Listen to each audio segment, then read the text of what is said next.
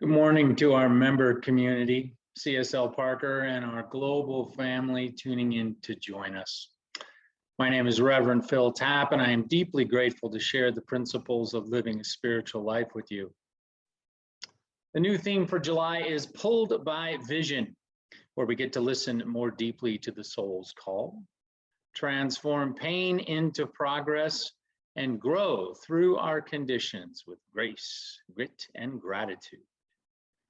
Here at CSL Parker, we learn how to apply practical spirituality in our everyday lives based upon the teachings of Dr. Ernest Holmes.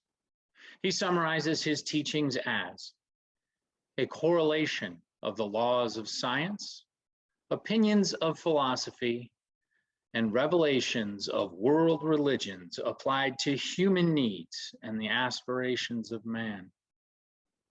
Translated, we live in a spiritual universe. We are spiritual beings having a human experience, and that everything we think we need is always right within us. We learn to be a student with humility and awe in the vast power for good within us and within the world. We come to understand as we walk each other home that we teach by how we live, and that how we live becomes our prayer. I now invite you to join me in invocation as we recite the sacred covenant for CSL Parker to attract our new minister. There is only one life. This life is good. This life is God. This life is my life now. In knowing that I am one with this life that is God, I therefore know that I am one with all of its blessed expressions, which includes the presence of a new minister from my beloved spiritual community. Because I know that the highest purpose of my new minister is to glorify God, I therefore know that my new minister is a revelation of God as unity. I further know that my new minister is the fulfillment of that which has been promised by God, for it is written, "Behold, how good and how joyful it is for all people to dwell together in unity of mind, sympathy, love, a tender heart, and humility." As I stand in agreement with my beloved community, I see my new minister revealed before me as lovingly and joyfully embracing our community in wholeness.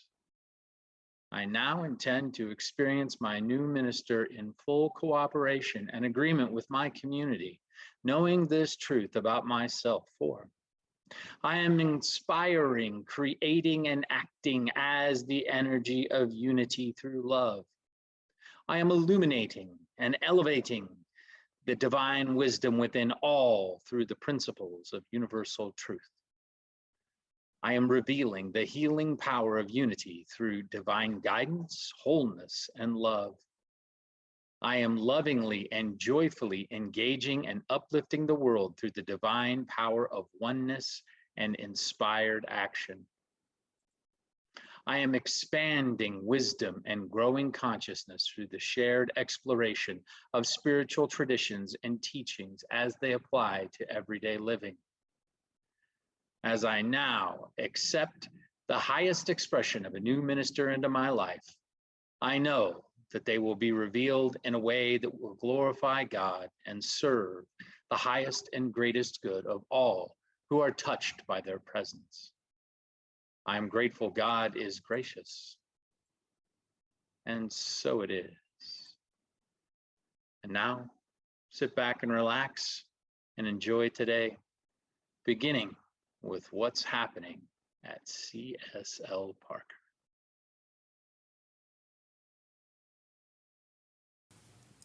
Good morning, everyone. Now for the announcements. Please join us on Wednesday, July 21st for Common Ground, a time for connection and open discussion. This will be from 7 to 8 p.m., and the Zoom link is on the e-blast. The Town Hall meeting will be on Thursday, July 22nd at 7 p.m.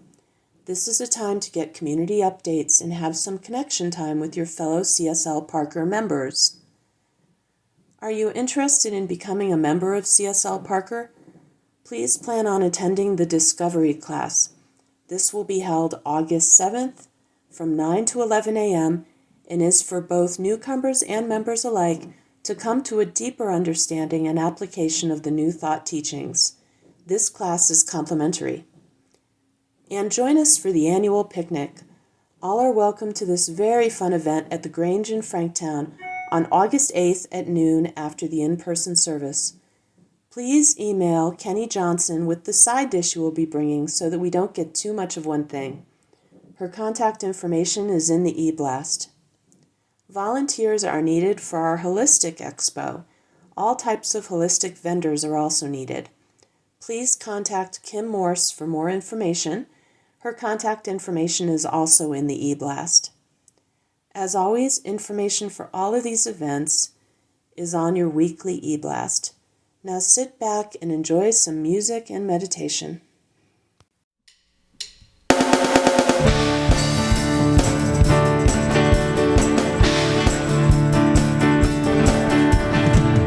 There is no holding back. Power in the room right now, rising up as a force of love so high it can't come down. Every soul is a soul on fire, burning bright with the light of love. Here we are, open wide, there's no place we can't hide. We sing out, we sing.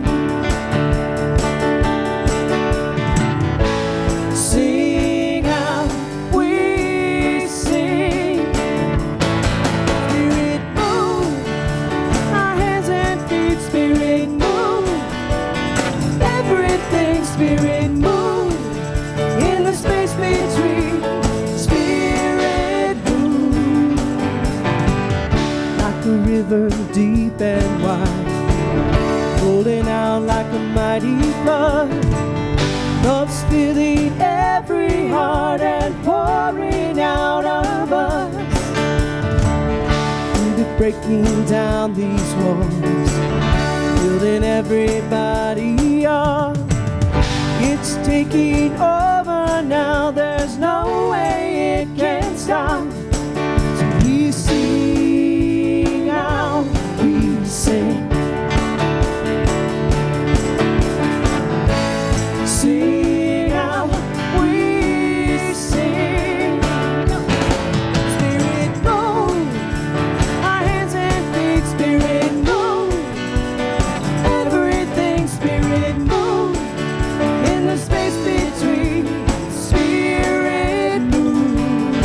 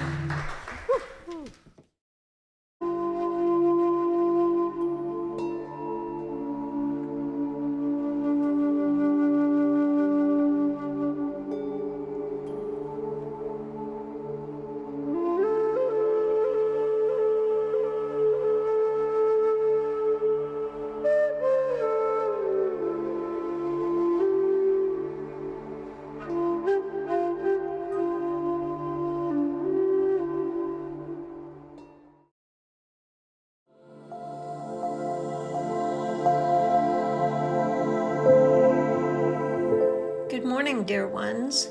This is practitioner Jan Hobbs, inviting you to hear these words as your own. Join me now for a prayerful meditation.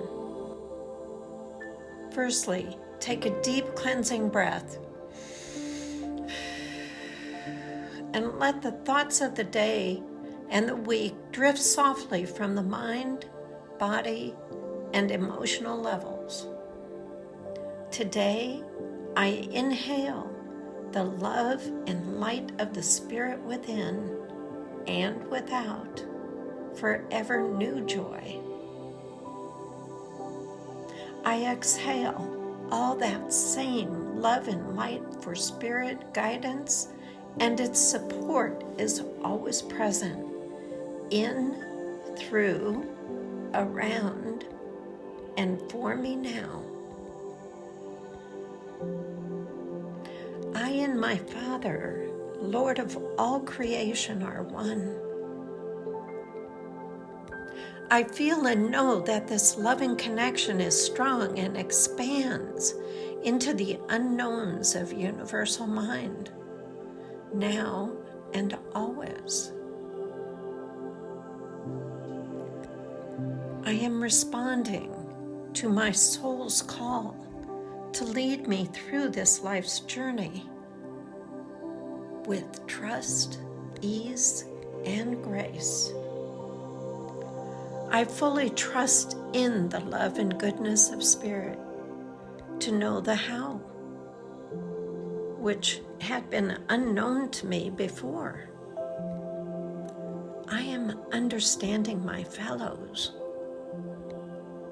at a deeper level, and in turn, I understand my own humanity.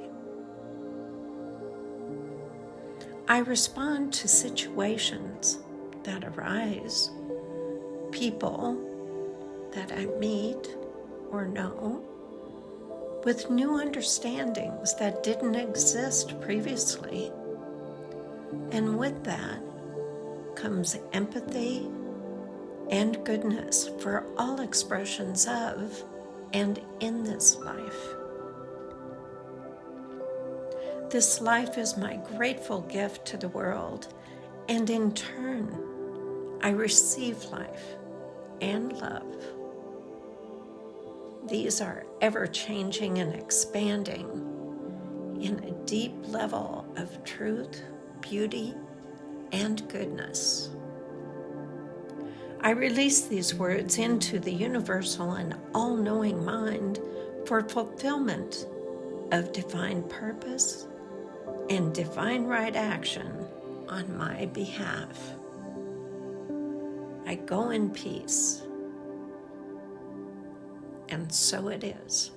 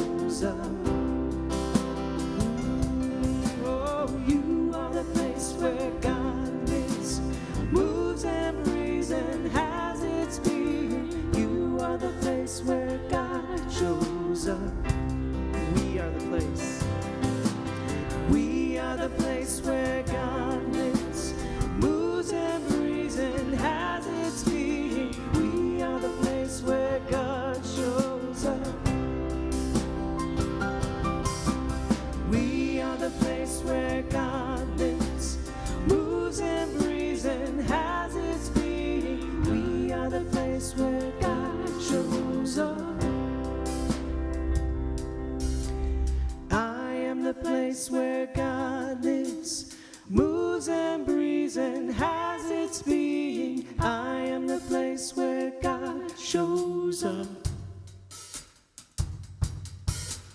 I am the place where God lives, moves and breathes and has its being. I am the place where God shows up.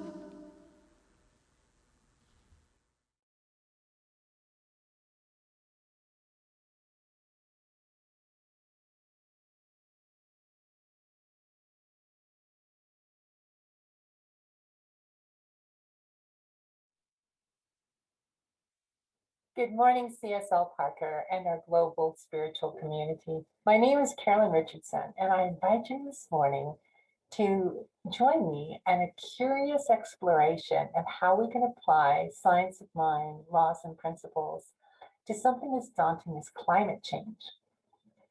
We know that there is one life, one mind, but many divine paths to a world that works. Now, some of you may be saying, Carolyn, Centers for Spiritual Living Vision is a world that works for everyone. And I totally agree. But to have that, we need to start with a world that works, period. So let's start that exploration. Let's start by looking at what do we feel when we think of climate change? The beliefs about climate change go clear across the spectrum, from climate deniers who say, no, it's not real, it's not happening, it's just the normal patterns of the planet, to doomsdayers who say no matter what we do, it's done, we're doomed. But most of us fall somewhere in between. What do you feel? Do you feel doubt? Do you feel despair or sadness or fear? Do you feel anger? Anger because it's being sensationalized, or anger because there's not enough being done? Anger because we're ignoring it? Or do you feel overwhelmed? Do you feel confused? You feel like there's just not enough that one person can do? Well, by the end of this message, our goal is to feel a calm and complete assurance that all is well, and that we know exactly what our part is to do in making a change. So let's start by boldly, without judgment, looking at what's happening right now. Our planet is getting warmer. Since they started measuring temperature highs and lows on the planet, there used to be the same number of record highs as record lows. Recent statistics show that we have twice as many record highs, and indeed our planet is warming. Our oceans are warming at rates that are far faster than what the normal ebb and flow of temperatures on our planet are. And with that global warming, we know that right now, over 1 billion people are already experiencing water shortages. And by 2050, that number is expected to triple. And places that are already experiencing shortages, those shortages will be more extreme. And these predictions are only valid if we are successful in keeping the increase in climate temperature below 2 degrees centigrade since the beginning of the industrial era. Besides flooding, some places are also, besides drought, other places are experiencing extreme flooding. Their annual rainfall may be the same, but these downpour events cause runoff, which causes pollution both to the surface and groundwater. And the aquifers aren't able to be recharged because they don't have the gradual infiltration of water that is what feeds them. So water shortages can even occur in places that are experiencing flooding. Whenever we have increased high temperatures and drought, we are, as we know too well in Colorado, susceptible to extreme wildfire conditions. As in the entire Western United States, Australia, and other parts of the world, we know that our seasons are starting earlier and lasting longer.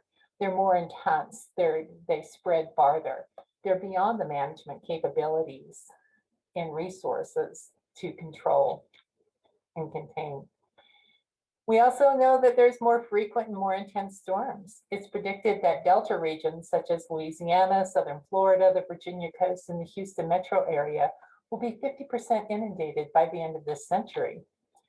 Even in my lifetime, the polar ice caps have decreased by 52%. and glaciers between 1989 and 2019 have average loss of 27 meters. These are just a few of the impacts of climate change that we're already seeing. We may not know what events will occur or how soon they will happen, but what is very clear is that no person, place, or thing will escape the challenges of or extinction by climate change unless we change.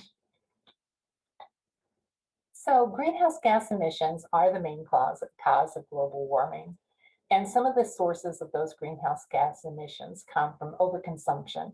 We're using way too many things.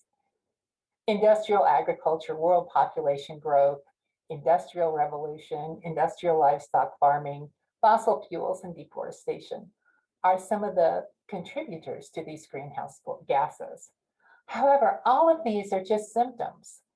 They're symptoms of our thoughts and our values, how we see our planet and the things that, and all living things and the planet itself.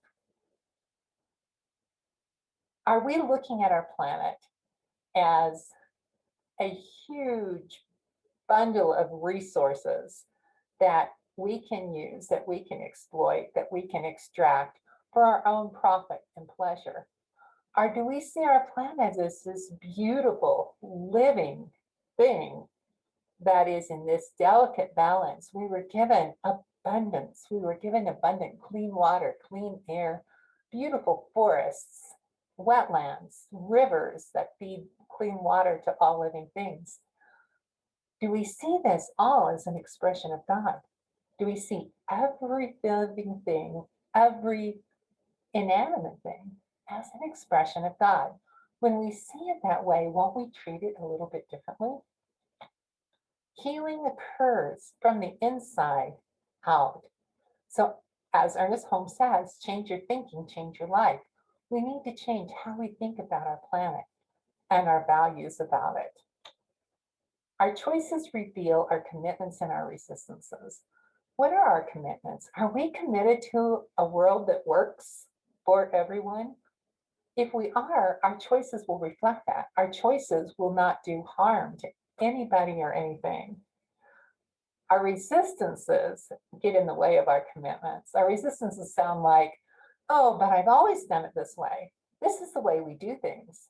It can't be that bad. We've been doing it for years. Well, what we've been doing isn't working, so we need to do something different. We can also say, but these are my traditions. This is my culture. I don't want to change. I'm comfortable. I like the way things are. I want them to keep going. Unfortunately, that's not a choice. Michael Bernard Beckwith tells us that pain pushes us until vision pulls us. So we can choose to be pushed by pain, which means we're going to keep doing what we're doing till it hurts so bad we don't do it anymore. Or we can be pulled by vision. We can see a better way. We can see a more holistic approach to how we live in balance with nature instead of against it. Let me give you a little example. 20 years ago, I took a class on the conservation of renewable resources. My first assignment in that class was to follow a cup of coffee. I needed to face the environmental, social, and health impacts of my love for coffee. So I started by looking at how it's grown. Well, it used to be that coffee was always grown, planted within the forests. And so they became a part of this biodiverse ecosystem, which worked really well. But as more of us wanted coffee, they turned to industrial agriculture and have sun-grown coffee, which they had to cut down the forest to produce. They have to spray pesticides and chemicals because they've lost that biodiversity. These have negative impacts for the health of humans and the environment. They pollute the waterways, the aquifers, and reduce the soil quality. So growing my coffee was pretty harmful.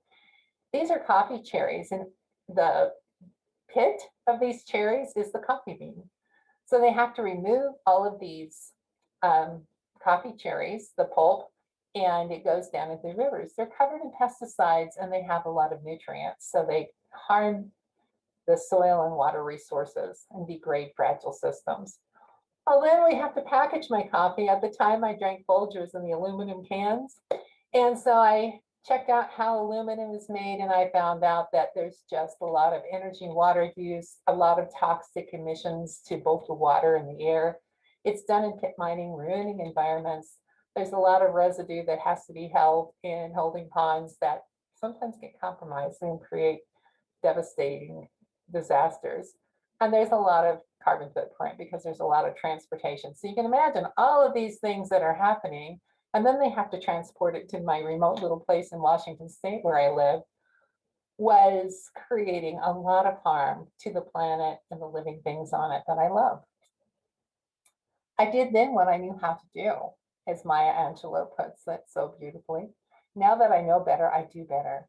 I found out that someone in my community bought fair trade organic coffee in gunny sacks, roasted it himself, and made it available to the community to bring their own containers in and pay him for the coffee.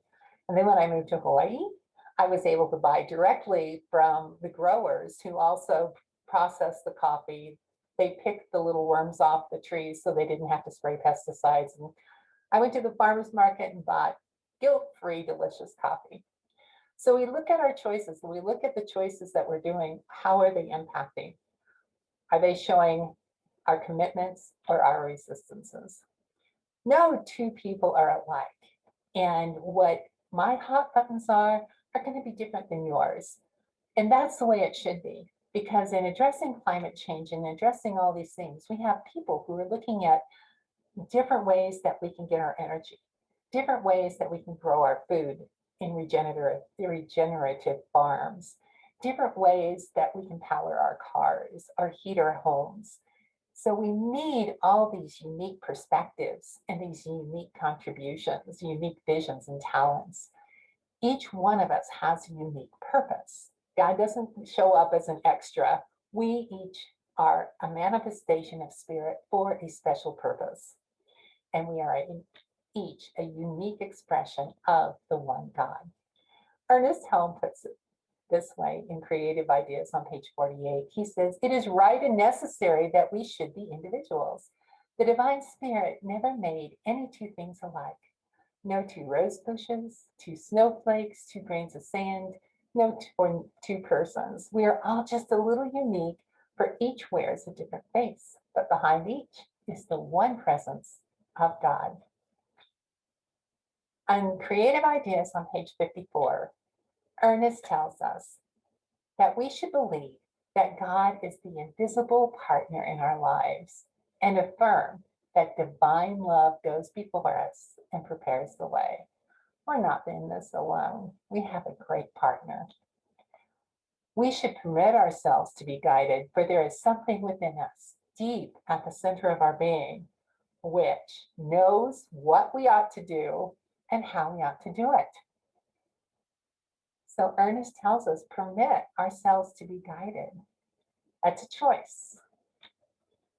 He goes on to say, if we listen to the divine presence, it will direct us and guide us. Right thoughts and ideas will come to us, and we will be compelled to express them in our experience. We live from the inside out, from that divine presence deep at the heart of us. How do we listen? How do we listen to that? Well, Ernest Helm gives us instruction for that as well, how to listen deeply. He tells us, there through the door of our own thought, we enter into the universal consciousness, into a complete realization of life and truth, of love and beauty. And as we sit in the silence of our own souls and listen, it will be the greatest thing we will ever do. Sit in the silence of our own souls and listen. You may be thinking, as I often have, but I'm just one person. There are literally billions of us on this planet. How can what I do make enough difference to create a world that works for everyone? Edward Everett Hale put it this way, and I love this. He said, I am only one, but I am one. I cannot do everything, but I can do something. And I will not let what I cannot do interfere with what I can do. Let me tell you a story about how just one rather small person with a rather big dream made a difference. Many of you have heard this story, and most of you will recognize this as my granddaughter, Katie. Katie and her little sister, Lindsay, often do sleepovers with Tutu and Grandpa. And this story happened in March of 2020, just as COVID-19 was starting to spread across the United States, and there were talks of lockdowns. Italy was just inundated with COVID-19 cases in the northern part. And we had snow for 3 days, and we woke up to one of those beautiful blue sky, sunshiny Colorado days. And Katie tells me, Tutu, I had a dream last night that we went for a walk and we spread love all around the world. I said, wow, that's a great dream, Katie. I said, after lunch, we can go for a walk if you want to. Katie's eyes got big. And she said, Tutu, you're going to make my dreams come true? And I laughed and I said, sure. So we went for a walk after lunch, and the first lady we came to, Katie with her 5-year-old exuberance, said, hi, how's your day going? And the lady looked up and saw this bright light, and you could see the light come on in her and spread across her face. And she and Katie had a little conversation. We walked on, came to another woman. Katie repeated this process. And I said, Katie, great job spreading love around the world. Did you see the smiles you put on those ladies' faces? And she said, yes. And they sent love back to me. I said, how did that make you feel? And she said, great. My heart is getting bigger. Well, as you can imagine, my heart got bigger and melted all at the same time. The next 2 hours we spent throwing snowballs filled with laughter and joy, and as Katie reminds me, one with a pine cone. And Katie spread her love to everybody along the way. When I got home that evening, I was talking to her mother, and she suggested I put this on Facebook. I thought, oh, good idea, and so I did. Immediately, we started getting responses from friends and family, and Katie and I read these together, and I would tell her who they are and where they lived. Well, pretty soon they were shared and shared again, the posts about Katie and spreading love. And then we were getting responses, thousands of responses from around the world, from Amsterdam, New Zealand, Damascus, Syria, from Holland and Australia, South Africa, and even from a tiny green kingdom in Africa called the Kingdom of Eswatini. People around the world were receiving Katie's love and sending it back to her.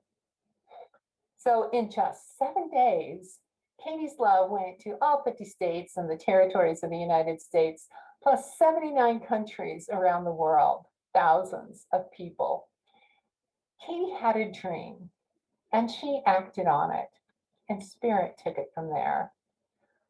Such is the power of right thinking, Ernest Holmes tells us. He says it answers every question. It solves all problems.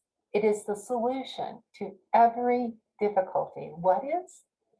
The power of right thinking.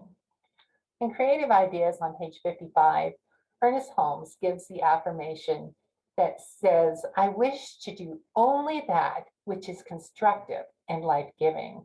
Therefore, I know that everything I do is prospered. So what is right thinking? Right thinking is only that which is constructive and life-giving. He completes this affirmation by saying, I have a deep sense of inner calm and a complete assurance that all is well. So let's just take a minute to really feel that and absorb it. Let's take a deep breath and release all doubt and fear or any negative emotions. Take another deep breath, breathing in a deep sense of inner calm, holding that inner calm, and exhaling, feeling a complete assurance that all is well. Ah, doesn't that feel great? Is your heart getting bigger yet? Isn't this a beautiful vision of a world that works? So let's talk about constructive and life-giving choices.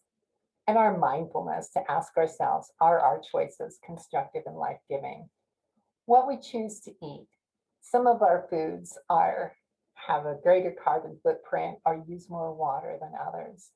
And that makes a huge difference to our planet. Industrial animal agriculture produces more greenhouse gas emissions than all transportation combined. 99% of the beef that is eaten in the United States comes from industrial agriculture. What vehicle I choose to drive. There are so many factors that go into deciding what is the most constructive and life-giving choice in this area.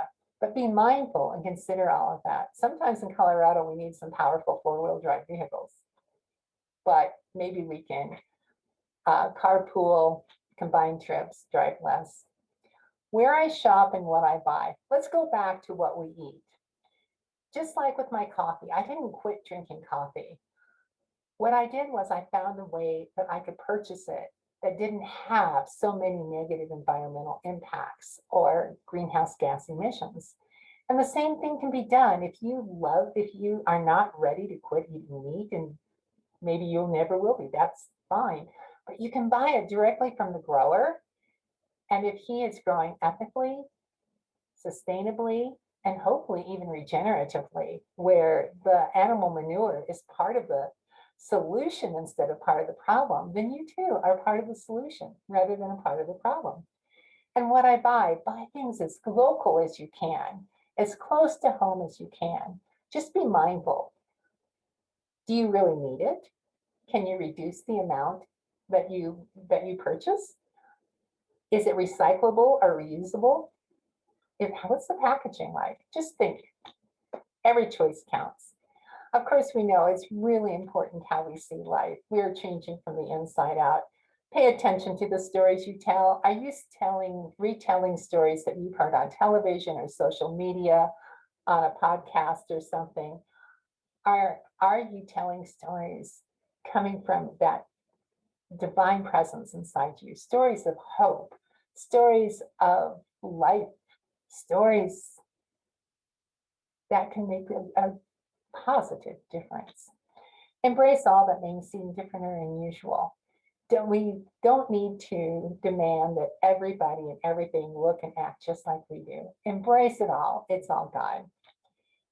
See magic everywhere. See the beauty. Give gratitude.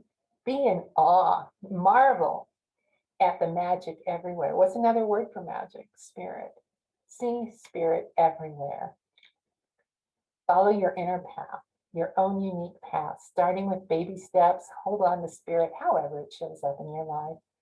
Focus on one step at a time. The entire journey may seem daunting, but you don't have to do the entire journey right now, just the step you're on. Build bridges so others can follow. What does that look like? That means that as you learn new ways of doing things that are better for our world, you can share it with others. Not in a way that is judgmental or demanding, but just say, hey, this is something I've learned, and let them do what they will with it. Ernest Holmes tells us what our part is in doing a demonstration. In The Science of Mind, in the Scholar Select version, this is on page 195, he tells us that our part is to be ready and willing to be guided into truth and liberty. What does it mean to be ready and willing? It means our commitments are stronger than our resistances. We're ready to let go and be guided. Our correct choice will be part of the working out of the law. So one way the law works is through our choices. If in the making of a demonstration, it becomes necessary to change our mode of living, then the law will point the way and we will follow. So sometimes it might be necessary to make some tough changes in how we live. But you can be assured that if that's necessary, the law points the way and all we have to do is follow. It's like we're dancing with the law. The law is leading and we just follow in this beautiful music we call life. All doubt and fear must go, and in their place must come faith and confidence, for we shall be led by spirit into all good. Do not act from a place of doubt or fear. Let your actions, your thoughts, and your values come from faith and confidence. Eddie Watkins Jr. put it beautifully. Am I strong enough to wear the burdens that sometimes come with living this thing called life? Am I wise enough to make the right decisions when I'm standing at the door? Sometimes I wonder and ponder, only to realize I'm not alone, that I am the place that God shows up. I am the place where God lives, moves, and breathes and has his being. I am the place, you are the place, we are the place where God shows up. Reverend Rick, in a Sunday morning message, told us that guidance can be broken down to G-U-I, dance. God, you, and I dance. So from the inside out, each one of us doing our own unique dance. Let's dance our way to a world that works for everyone, one choice at a time. Shall we dance? Let's begin with a prayer. Oh, sweet Spirit, in, through, and as each and every one of us and everything there is, we come with great joy and excitement, with a still and calm assurance that we know how to dance our way through any challenge or difficult situation. We listen deeply. We let go of our resistances. We become more and more committed to our vision. We recognize the power that is available through us, as us. We choose to dance with the law, knowing it always says yes, and that it always leads us into our direct good. So we dance our way to a world that works for everyone. With joy and gratitude, we release this on the wings of law and love and seal this by saying together, and so it is. Thank you for joining me on this, and I hope you have fun considering what choices you can make. Namaste.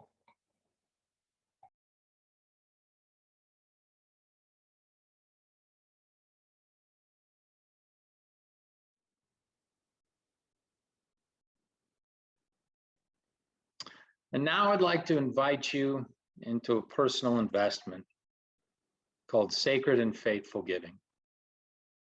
Knowing that there is an infinite flow of prosperity and abundance that is operating in and through us at all times, no matter our present circumstances, we open to expand our consciousness of acceptance by giving with a grateful heart.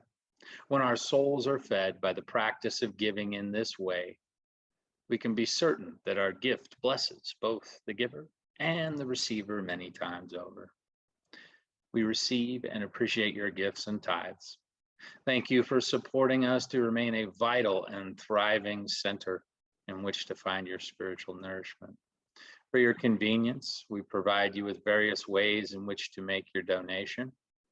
You can donate on our website, www.cslparker.org/donate, or via Zelle, or if you are more comfortable, you can mail a check to our office location. I invite you now to affirm your prosperity through the power of your word by saying this with me.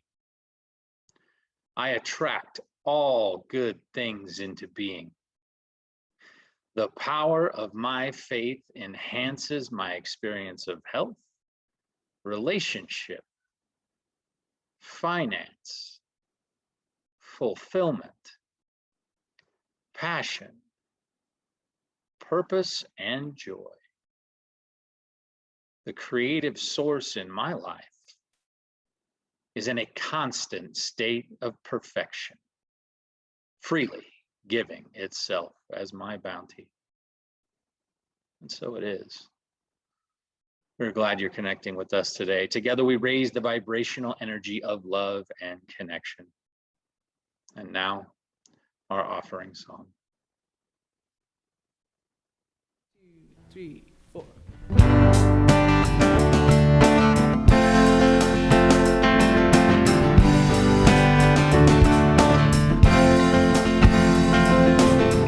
Talent, time, and treasure is what we have to give. It's what we have to share, and how we live in the law of circulation, just passing on the gift, the talent, time, and treasure. We are blessed. We are blessed.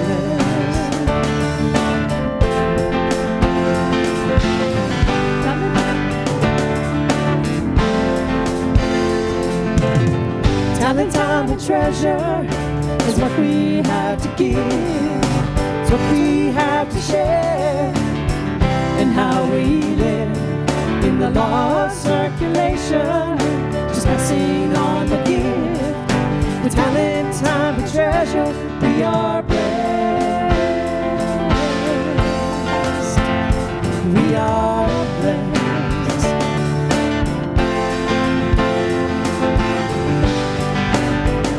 Sing it one more time. Talent, time, and treasure is what we have to give. It's what we have to share, and how we live in the law of circulation, just passing on the gift, talent, time, and treasure. We are blessed. We are blessed.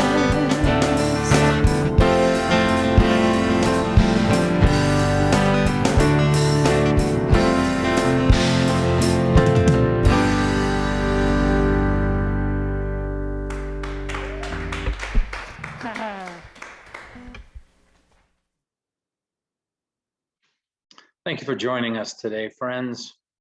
And now for the final benediction. As we go forth from here today, I declare and know that the highest and greatest truth comes to pass for all of us, and it is that of Spirit working in, through, and as each and every one of us. There is a vision that exists for each and every one of us, and I declare that the soul that is calling to, through, in, through, and as each of us, the call is able to be heard, and as a result of that, this vision that we now have is beginning to come to pass. I declare this to be the case for each and every person here, and for our center as a collective as well. The vision that we have for a new minister is coming to pass right now in this moment.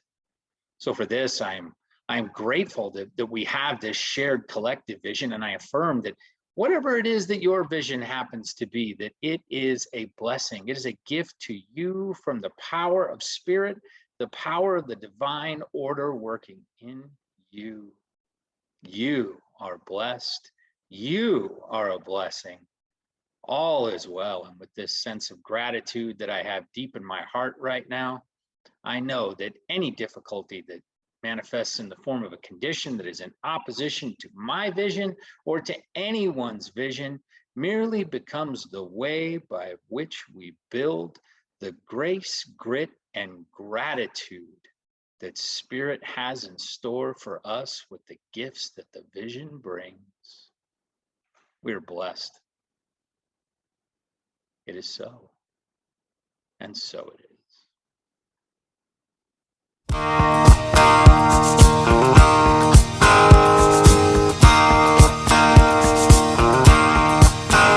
There's a reason for the sunshine sky, and there's a reason why I'm feeling so high. Must be the season when that love light shines all around us.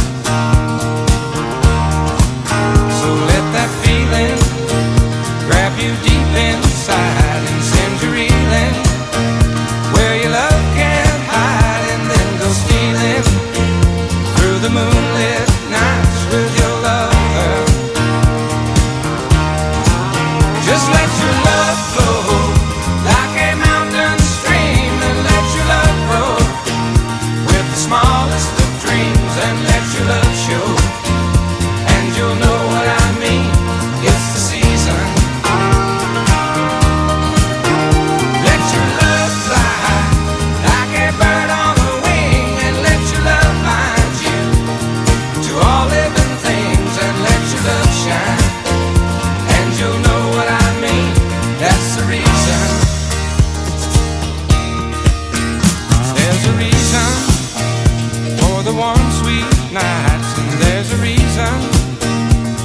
can go.